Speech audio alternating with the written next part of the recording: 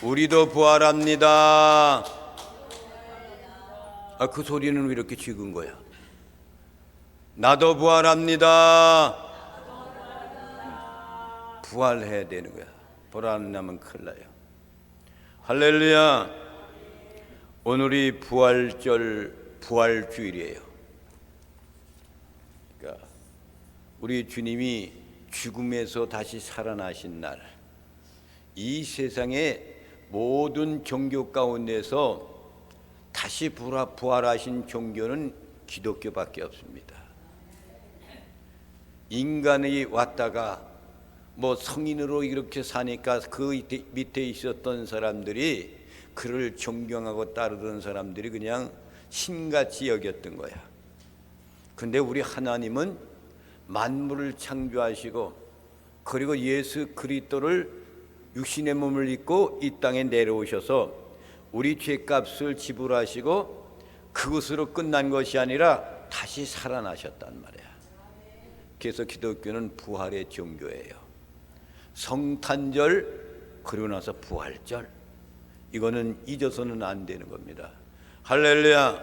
그래서 여러분들이 옛날에는 신옷 입고 나와가지고 하나님께 예배드리고 그랬던 것이 우리 여러분들도 다 그것을 버리지 않고 신옷을 입고 나오셔서 하나님께 예배드리는 여러분들이 참 아름답고 복됩니다. 그런데 옷이 없어서 못 가지고 오신 분들도 많이 있어. 신옷이 없는 분, 신옷을 준비해야 돼. 옛날에는 왜 신옷이 그렇게 신옷 입고 그렇게 할 수 있었냐면 한국 사람들은 신옷을 많이 입었단 말이야. 한복. 그러니까 이제 신옷을 입었지만은 또 성경에도 신옷 입은 천사들이 이런 말씀도 나오잖아요. 그렇기 때문에 그런 겁니다. 부활의 기쁨을 누리시기 바랍니다. 소망을 가지시기 바랍니다. 오늘 우리에게 주시는 하나님 말씀 구약성경입니다. 구약성경 창세기 22장 1절 5절에 있는 말씀. 페이지수는 구약성경 27페이지가 되겠습니다. 27페이지.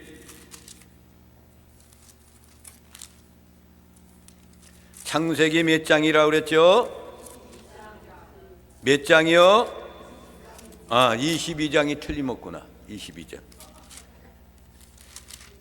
22장 1절부터 5절에 있는 말씀 한 절씩 교독을 하시겠습니다. 1절을 제가 읽겠습니다.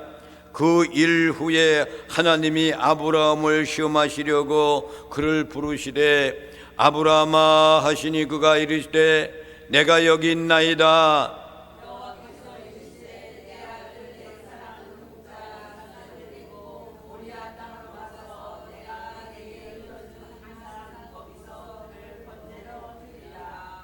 아브라함이 아침에 일찍 일어나 나귀 안장을 지우고 두 종과 그의 아들 이삭을 내리고 번제에 쓸 나무를 쪼개어 가지고 떠나 하나님이 자기에게 일러주신 곳으로 가더니 다 함께 보시겠습니다. 시작.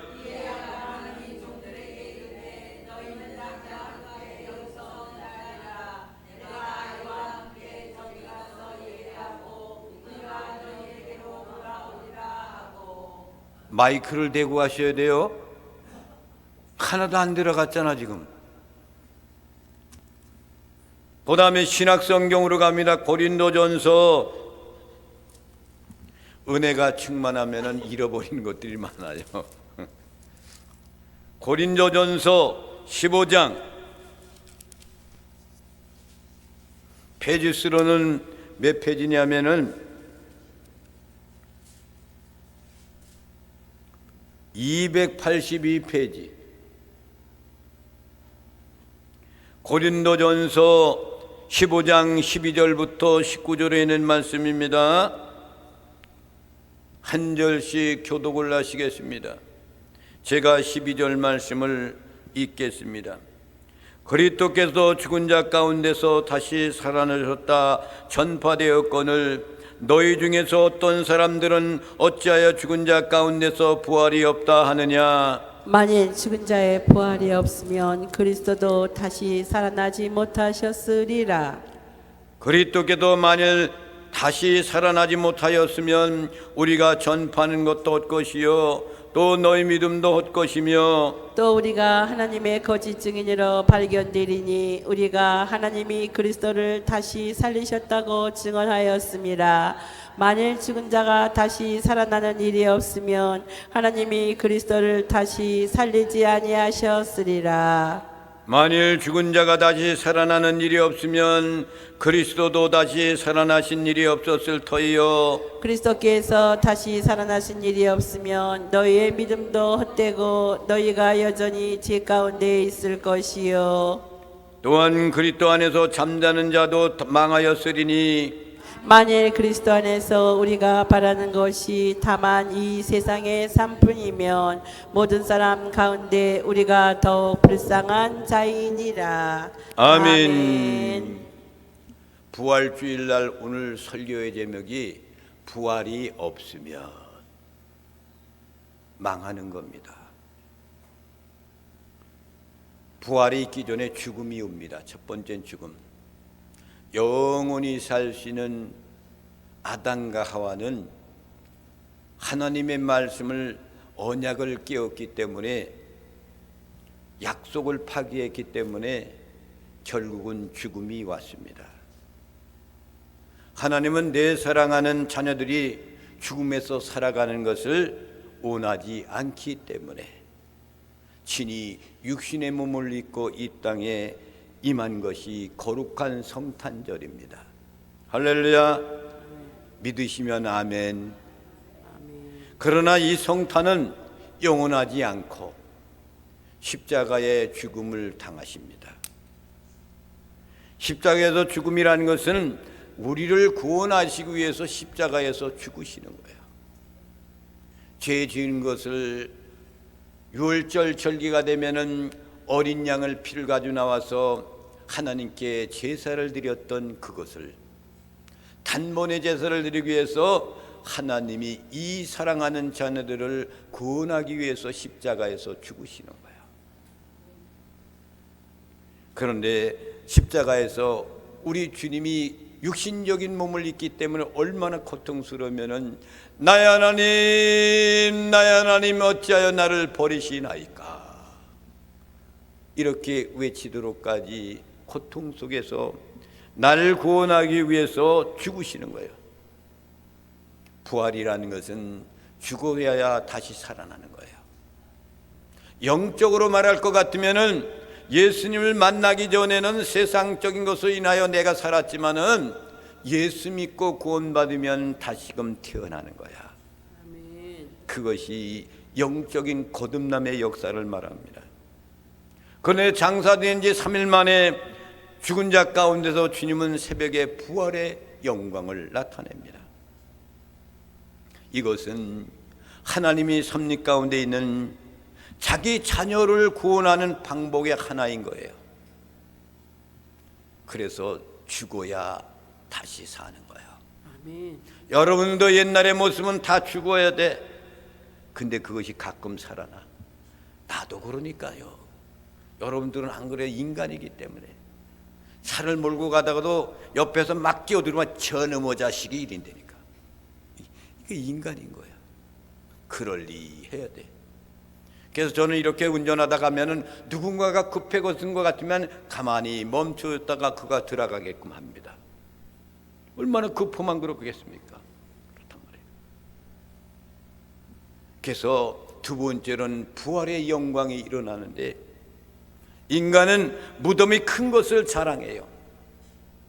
옛날의 왕들은 왕 능까지 만들어 놓잖아요. 그걸 자랑한단 말이에요. 역대 대통령 보면 어디로 들어갑니까? 현충원으로 다 들어갔어요. 그런데 무덤이 크든 그곳에 들어가든 모든 육체는 흙으로 돌아가는 거예요. 아무리 크게 만들어 놓으면 뭐예요? 인간의 복이 아름답고 복된 것 같지만은 하나님께서는 그건 아무것도 아니다 이거예요. 흙으로 돌아가기 때문이죠. 그래서 창세기 3장 19절 말씀을 다 함께 합독하시고 큰 복을 받아 누리시겠습니다. 시작. 내가 흙으로 돌아갈 때까지 얼굴에 땀을 흘려야 먹을 것을 먹으리니 내가 그것에서 취함을 입었음이라. 너는 흙이니 흙으로 돌아갈 것이니라 하시니라. 인간은 흙으로 지음받은 사람이에요. 그래서 육체는 죽기 때문에 흙으로 돌아가게 되어 있는 거예요. 흙으로. 그러나 기독교는 무덤의 종교가 아닙니다. 무덤 속에 있는 것이 아니에요. 기독교는 빈 무덤의 종교가 되는 거예요. 빈 무덤. 곧 부활의 종교다 이거예요. 그래서 사도 바울은 이렇게 고백했습니다. 사망아, 너 이기는 것이 어디 있느냐? 사망아, 너희 승리하는 것이 어디 있느냐라고 이렇게 질문을 했어요. 고린도전서 15장 55절 말씀을 다 함께 합독하시고 큰 복을 받아 누리시겠습니다. 시작. 사망아, 너의 승리가 어디 있느냐? 사망아, 내가 쏘는 것이 어디 있느냐? 모든 인간은, 모든 성인들, 모든 교주들, 모든 인간은 다 죽습니다. 그리고 그들은 다시 살아나지 못하고 흙으로 그냥 돌아가는 거예요. 흙으로 돌아갔다가 마지막 두 번째 부활에 그들이 부활해가지고 심판을 받으러 가. 심판받고 들어가는 거예요. 지옥행으로 가는 거예요. 그러나 우리 주 예수 그리스도는 다시 살아나셨습니다. 아멘. 할렐루야. 아멘. 그분은 우리 가운데 살아계십니다. 그리고 다시 오실 것을 여러분 믿으시기 바랍니다. 내가 아버지께로 갔다 다시 오리라 라고 부활해가지고 승천에 올라가잖아. 부활해가지고 그냥 이 땅에 있으면 그것이 끝이 해결되지 않는 거예요. 승천에 올라갔다가 모든 인간들이 예수 그리스도를 믿고 부활의 승천 영광 나타나서 최후의 심판받고 우리는 어디를 가는 거예요? 영원한 천국에 들어가는 겁니다. 아멘. 그래서 신약성경에 보면 예수 그리스도의 부활에 관한 말씀이 400번 이상 이렇게 기록되어 있습니다. 사복음서에 보면은 말이죠, 89장 정도 되는 그런 장을 갖고 있어요. 근데 그 가운데 3분의 1 해당되는 그 말 가운데에서 예수님의 생애와 부활에 대한 말씀을 기록한 것이 복음서인 겁니다. 그러니까 죽음과 부활이 얼마나 귀중하다는 것을 말씀하는 거예요. 그러니까. 왜 그렇습니까? 그 십자가만이 구원을 할 수가 있기 때문에. 십자가로 구원받는 거예요, 여러분. 아멘. 할렐루야. 부활이 있기 때문에 우리가 구원받았다는 사실을 확증을 갖게 된 거죠. 죽음으로 끝나지 않고 그분은 부활했다는 것을 믿음으로 구원받는 거예요. 역사는 금년도가 예수님이 탄생한 지 2026년이에요. 세계적인 칼렌더는 모든 곳을 써요?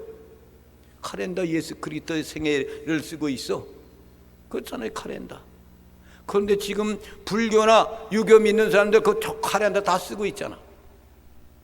무엇을 의미하는 거예요? 오로지 예수 그리스도만이 구원자라 이거야. 다 칼렌더 저거 쓰고 있잖아, 칼렌더. 응? 불교를 믿는 사람이든 유교 믿는 사람이든 마음의 뜻을 믿는 사람이든 모두가 저 칼렌더를 쓴단 말이야. 그걸 뭘 상징하는 거야? 이 땅에 전능하신 하나님 예수 그리스도가 세계를 다 정복하고 있다 이거야. 여러분, 십자가만이 인간을 구원할 수가 있고 부활만이 우리가 구원받는 사실을 확증하는 것이 우리는 말씀을 통해서 알 수가 있습니다. 그래서 모든 인생은 예수님 이전을 기원 전이라 이렇게 이야기하고 예수님 탄생 이후로부터는 기원 후라 이렇게 이야기합니다. 기원 전에 있었던 사람들, 이런 사람들은 어떻게 그들은 구원받는가? 아무도 그 당시엔 하나님의 말씀, 율법의 말씀, 그 말씀, 구약의 말씀 가지고 그들이 그 말씀대로 살려고 애를 쓰는 사람들에게 구원받는 거예요. 그러면 그들이 하나님의 말씀을 모르는 사람들은 어떻게 되느냐, 이거 나올 거 아닙니까? 그 사람들은 주님이 부활하기 전에, 우리 주님이 십자가에 돌아가신 후에 그분이 먼저 지옥에 들어가서 그들에게 복음을 전했다 그랬어. 할렐루야. 그러니까 모든 영혼들도 구원받게끔 만들어주신 것이 예수 그리스도 하나님의 뜻이라 이거예요. 아멘. 더 나아가서는 그것을 알지 못하는 사람들은 그곳에서 악랄하게 사지 않고 정말로 참되게 죄를 안 짓고 사는 사람들이 갈 수 있는 것이 그것인 겁니다.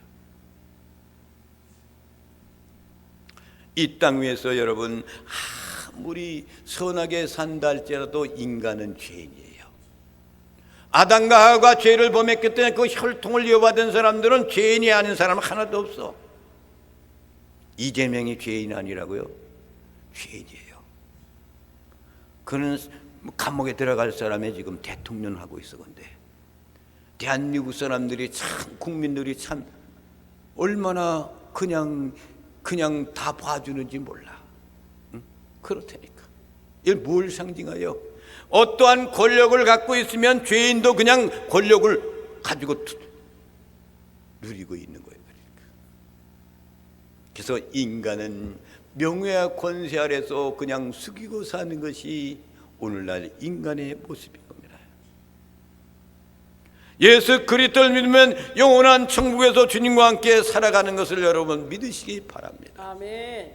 우리는 일주일을 살아갑니다. 월, 화, 수, 목, 금, 토, 일. 월, 화, 수, 목, 금, 토, 일. 이것이 하나님이 세상을 창조할 때 그 기간을 일주일 동안을 이야기하는 거예요. 월, 화, 수, 목, 금, 토. 토요일 날이 안식일이야. 예수님이 안식일 날도 무덤 속에 들어가서 안식하잖아요. 그리고 주일날 부활하시는 겁니다. 그래서 기독교는 부활의 종교. 오늘날에도 안식일 교는 토요일 안식일을 지켜요. 율법을 고수하는 거예요. 그렇지만 율법을 그 안식일을 지키는 것보다는 예수님의 부활한 것 그날을 지키는 것이 기독교의 아름다운 복된 신앙의 모습인 것을 여러분 믿으시기 바랍니다. 금년의 부활절은 공교롭게도 이란과 이스라엘 전쟁으로 이렇게 참혹한 그 모습으로 부활절을 맞이합니다. 또한 더 나아가서는 우리나라의 정치인들이 얼마나 못되게 굴고 있는지 몰라요. 여러분, 교회도 어려운 시대 속에 놓여 있습니다. 교회를 파산시키겠대. 파산. 세상에 이런 나라가 어디 있습니까? 공산주의 나라만이 교회를 파산시키는 거야. 그런데 자유민주 국가에서 파산시키면 어떻게 되는 거예요? 자유민주 국가가 없어지고 공산주의로 가갔다 이거예요. 그런데도 우리 한국계 지금 외치고 그러지만 강하게 나와야 되는데 그걸 못하고 있어요. 옛날에 우리 선배들은 어땠습니까? 대한민국을 독립만세를 불러서 다시 찾은 나라 기독교인들이 했잖아요. 예? 선언문을 기록한 사람들이 모두가 기독교인들이어서 대부분이다. 그것이 우리나라를 세운 것인데 지금의 우리들은 어떻게 되고 있습니까? 한국교회가 좀처럼 그 사명을 감당하지 못하고 있다는 것이 얼마나 안타까운지 모릅니다. 우리 한국교회는 부활절과 깊은 관계를 맺고 있습니다. 왜 그렇습니까? 지금부터 141년 전 1885년 4월 5일 부활절 아침 최초로 하나님의 선교사들이 우리나라에 들어오는 거예요. 첫 선교사가 언도드와 아펜젤러예요. 그런데 두 선교사 때문에 부활 새벽에 그들이 이 한국 땅을 받아들이면서 복음을 전파했던 그들의 모습이에요. 그런데 그 두 분을 놓고 장로교회와 지금 감리교회고 싸우는 게 뭔지 아십니까? 아마도 언더우드란 선교사, 장로교회 선교사가 먼저 배 위에서 한국 땅을 밟았을 것이다. 그러니까 우리가 치고 다니고, 감리교에서는 아펜젤러는 결혼하고 왔기 때문에 레디 호스프, 여자가 먼저 그들한테 이 땅을 밟았다. 이렇게 하면 우리 감리교가 형님이다라고 외치고 서로 싸우잖아요. 그 싸우면 모를 거예요. 똑같이 같이 들어왔잖아. 누가 먼저 내리든 복음을 들고 나오는데 네가 먼저냐 내가 나중이냐 이걸 갖고 싸우면 모를 거예요. 이거 인간인 거야. 인간은 이렇게 죄이기 때문에 아무리 거룩한 척하면서도 그 속에는 죄악이 품고 있다는 사실을 여러분 기억하시기 바랍니다. 여러분, 우리는 종교교육자 마틴 루터는 그렇기 때문에 이런 이야기를 했어요. 부활이라는 것은 하나님께서는 나무 하나의 음을 틔워서 꽃을 피워서 부활의 소식을 우리에게 남겨주었다 라고 이렇게 말합니다. 봄이 되면은 얼어붙었던 모든 동산이 나무로부터 색상이 돋기 시작하잖아요. 이렇게 음이 돋기 시작하잖아요. 윌리엄 브리온스는 이렇게 얘기했습니다. 이집트 여행을 하면서 거기에서 3000년 된 미라에서 그것을 발견한 다음에 그것을 한 점을 가지고 사갖고 집으로 돌아왔습니다. 사잡고 돌아와 가지고 그것을 땅에다 심었어요. 그것도 한 달 만에 싹이 트기 시작을 했습니다. 그리고 그 이듬해는 열매가 맺기 시작해야 생명의 신비를 깨닫게 되는 거예요. 사랑하신 성도 여러분, 예수 그리스도의 생명이 내 속에 심겨지면 부활하신 주님의 첫 열매가 따라서 여러분들도 주님 재림을 고대하는 그날, 주님의 놀라운 성도들이 하늘과 땅에서 모든 부활하는 강림의 역사가 일어나서 그것을 경험하는 날이 있을 것이라는 것을 여러분 믿으시기 바랍니다. 세 번째로는 믿음의 조상 아브라함은 부활의 신앙을 갖고 있었다라는 겁니다. 아브라함은 우리의 믿음의 조상이라 이렇게 이야기하자면, 아브라함 믿음 가운데서 창세기에 오늘 말씀해 보면은 이 아브라함은 부활을 확신하고 있는 신앙을 갖고 있는 걸 볼 수가 있습니다. 창세기 22장 4절부터 5절에 있는 말씀을 다 함께 합독하시고 큰 복을 받아 누리시겠습니다. 시작. 제3일에 아브라함이 눈을 들어 그것을 멀리 바라본지라. 이에 아브라함이 종들에게 이르되 너희는 나귀와 함께 여기서 기다리라. 내가 아이와 함께 저기 가서 예배하고 우리가 너희에게로 돌아오리라 하고. 아멘. 그러니까 하나님이 그에게 말씀하신 그 사명을 감당하기 위해서 자기 사랑한 99세 100세 얻은 그 자식을 말이죠, 하나님 제물로 바치래요.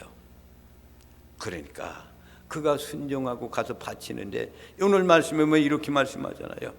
우리가 너에게로 돌아오리라 그랬어. 우리가 가가지고 하나님께 아이와 함께 가서 예배하고 우리가 너희에게로 돌아오리라 그랬어. 제사는 이삭을 드리는 건데 이 아브라함은 믿음을 갖고 있어서 제사는 내가 드리지만은 우리가 다시 돌아온다는 얘기는 나는 그 아들을 죽이지만 하나님은 이 아들을 살린다 이거예요. 이 부활의 신앙인 겁니다. 그 어느 날 하나님이 이삭을 100세에 주시잖아요. 얼마나 소중한 아들입니까?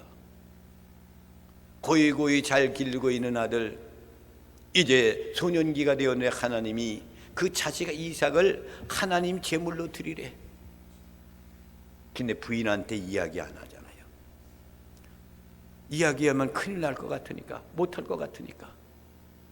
아마도 말씀 가운데는 없지만 아브라함이 얼마나 고뇌 가운데 있었겠습니까? 사랑하는 아들을 제물로 드리라는데, 그런데도 그것을 뿌리치고 하나님의 말씀에 순종해가지고 이삭을 내리고 모리아산으로 향해 가는 거야. 가가지고 그 밑에 하인들을 여기다 놓고서 이야기하는 거예요.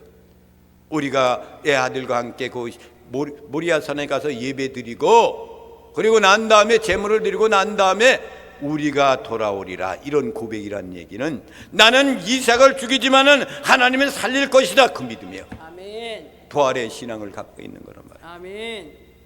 사랑하신 성도 여러분, 부활의 신앙이 얼마나 소중한 건지 모릅니다. 그리하여서 부활을 모르지만은, 무엇인지 모르지만은 부활의 개념이 없는 이때에 아브라함은 부활을 믿었다, 이거예요. 아브라함은 순종을 합니다. 창세기 22장 5절 말씀을 보겠습니다. 시작. 기다리라, 내가 아이와 함께 저기 가서 예배하고 우리가 너희에게로 돌아오리라 하고. 기다리라, 여기서 너희들은 기다리라 이거예요. 그 모슴 종들한테 내가 이와와 함께 저기 가서 예배하고 우리가, 그런 얘기는 이삭과 우리는, 나는 같이 너희에게로 돌아온다 이거예요. 할렐루야. 아멘. 우리라는 것은 복수야. 아브라함 홀로라가 아니에요. 갈 때 가서 제사를 드리면 그는 죽은 거 아닙니까? 근데 어떻게 우리가 같이 돌아온다 그럽니까? 이것이 부활의 신앙인 거예요. 부활. 아브라함은 부활의 신앙을 갖고 있었기 때문에 그대로 이삭을 살려주잖아요. 창세기 22장 12절 말씀을 보겠습니다. 시작. 사자가 이르시되 그 아이에게 네 손을 대지 말라, 그에게 아무 일도 하지 말라. 내가 내 아들 내 독자까지도 내게 아끼지 아니하였으니 내가 이제야 내가 하나님을 경외하는 줄을 아노라. 아멘. 이삭을 제물로 드리는 거야 지금. 그래서 칼로 이제 죽여야 되잖아요. 그 순간에 하나님의 사자가 음성을 보내는 거예요. 그 아이에게 내 손을 대지 말아라. 손 대지 말라 이거예요. 그에게 아무 일도 하지 마라. 네가 내 아들 독재까지도 내게 아끼지 아니하였으니 내가 이제야 내가 하나님을 경외하는 줄을 아노라. 순종하는 자가 복이 있는 거예요. 아멘. 무엇을 달라 그러면은 하나님께 드리는 거야. 귀중한 독자 이삭이라 할지라도, 백세 준 아들이라 할지라도 아버지가 그거 제물로 드려라 그러면 드리는 거야. 아멘. 그랬더니 부활의 신앙을 갖고 있었던 아브라함한테 놀라운 역사가 일어나서 준비된 그 양을 가지고 그것을 잡아서 하나님께 제물을 드리는 겁니다. 여러분, 이삭은 우리 주 예수 그리스도를 상징하는 겁니다. 11에서 11장 19절에 있는 말씀을 보겠습니다. 시작. 그가 하나님이 능히 이삭을 죽은 자 가운데서 다시 살리실 줄로 생각한지라. 비유컨대 그를 죽은 자 가운데서 도로 받은 것이니라. 아멘. 죽은 자 가운데도 도로 받은 것이니라 그랬어. 히브리 기자가. 그러니까 이삭은 죽은 자 가운데서 다시 살리신 줄을 생각한지라. 비유컨대 그를 죽은 자 가운데도 도로 받은 것이니라. 아브라함은 이삭을 죽였습니다. 그러나 하나님은 그를 달리 살리셨습니다. 나는 죽이고 하나님은 살리시는 거예요. 이와 같은 것이 부활의 신앙입니다. 여러분들도 죽지만은 예수 그리스도의 부활의 영광이 이루는 것처럼 나도 부활한다. 할렐루야. 이 믿음이 있어야 되는 거야. 이 믿음이 없으면 여러분 구원받지 못한 거예요. 내가 무슨 그때 다시 살아나나? 아니요. 살아나는 거야. 아브라함은 그때 구약시대 때도 봐요. 그러니까 부활의 신앙을 갖고 있었어. 나는 이 아들을 하나님께 제사를 드리지만 하나님 아버지는 그를 살려줄 거야. 이 부활의 신앙이야. 나는 안 될 거야. 그러나 그분이 살려줄 거야. 잘 되게 할 거야. 번영할 거야. 이거이 믿음의 신앙인 겁니다. 예수 그리스도는 한 분이십니다. 천지 창조가 없는 종교는 구원을 말할 수가 없어요. 그렇잖아요. 천지 창조도 안 했는 거. 이거는 도덕이고 수양뿐인 겁니다. 부활이 없는 종교는 구원을 말할 수가 없습니다. 오로지 구원은 기독교에만이 있습니다. 부활의 신앙은 기독교의 신앙 핵심인 겁니다. 평생 개학교를 선교를 위해서 헌신해온 노스맨더라는 사람 이야기가 있습니다. 이분은 이렇게 얘기했어요. 예수 그리스도의 부활이 사실이라면 기독교는 인류 역사상 최대의 사국이다. 그러니까 예수 그리스도의 부활이 사실이 아니라면 기독교는 인류 역사상 최대의 사기극이다 이거예요. 그러니까 부활이 있어야 된다 이거예요. 그러니까 만약 예수 그리스도의 부활이 사실이라면 예수 그리스도를 믿지 않는 사람들에게는 최대의 비극이 된다 이거예요. 그래서 오늘 부활이 없다면 이 말씀이 고린도전서 15장에 몇 번 나오지 아십니까? 8번 나옵니다. 8번. 주경자들은 8번씩 반복되는 부활이 없으면 이렇게 말하는 것은 신구약 성경의 위대한 강조점을 말해주고 있는 거예요. 그러니까 기독교는 부활이 없으면 안 된다 이거죠. 그래서 오늘 설교의 제목이 부활이 없으면 이거예요. 여러분, 부활이 없으면 여러분은 어떻게 됩니까? 나는 어떻게 되는 겁니까? 사기당한 거야. 사기당한 거. 사기극하는 거야. 부활이 있으니까 우리가 예수 그리스도를 믿는 거야. 신앙생활 하는 거야. 하나님께 영광 돌리는 삶을 사는 거야. 부활이 없으면 아무것도 아닙니다. 여러분, 예수 그리스도의 부활이 없으면 예수님은 온 인류의 구세주가 될 수가 없습니다. 근데 그분은 부활하셨기 때문입니다. 이 부활이 없으면 우리는 복음을 전하는 것이 헛된 겁니다. 이것이 없으면 우리 믿음은 다 거짓이 되는 거예요. 예수 믿고 사는 우리가 이 땅에서 가장 불쌍한 사람이라고 이야기하는 사람들은 세상 사람들입니다. 여러분, 2000년 전에 부활하신 그분이 호련히 우리 곁을 떠나시는 것이 결코 아닙니다. 예수님은 다시금 살아나셨다가 우리 가운데 살아계십니다. 또 오실 겁니다. 영원히 우리와 함께 있는 겁니다. 예수님을 믿는 모든 사람은 오직 예수 그리스도 때문에 구원을 얻는 겁니다. 천국을 얻는 겁니다. 하나님의 자녀가 되는 권세를 얻는 겁니다.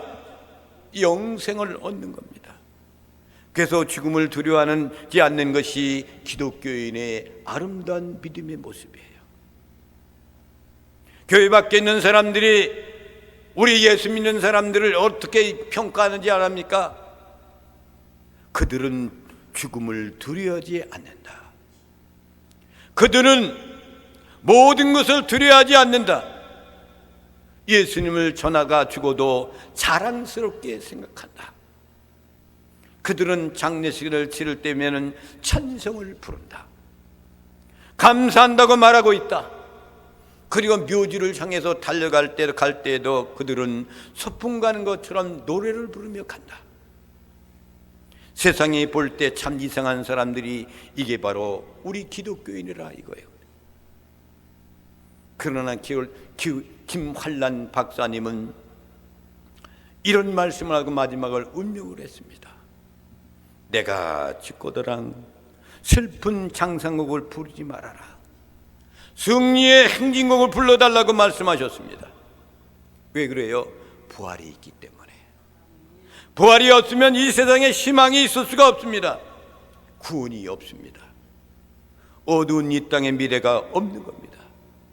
부활이 없으면 죄의 문제를 해결할 길이 없는 겁니다. 사랑하시는 성도 여러분, 2026년도 부활절, 나도 부활한다. 할렐루야. 이 믿음을 꼭 갖고 아브라함 같은 믿음, 이 믿음을 갖고 마지막까지 승리하는 나와 여러분이 되시기를 주님의 이름으로 축원을 드립니다. 아멘. 이제 최경희 권사님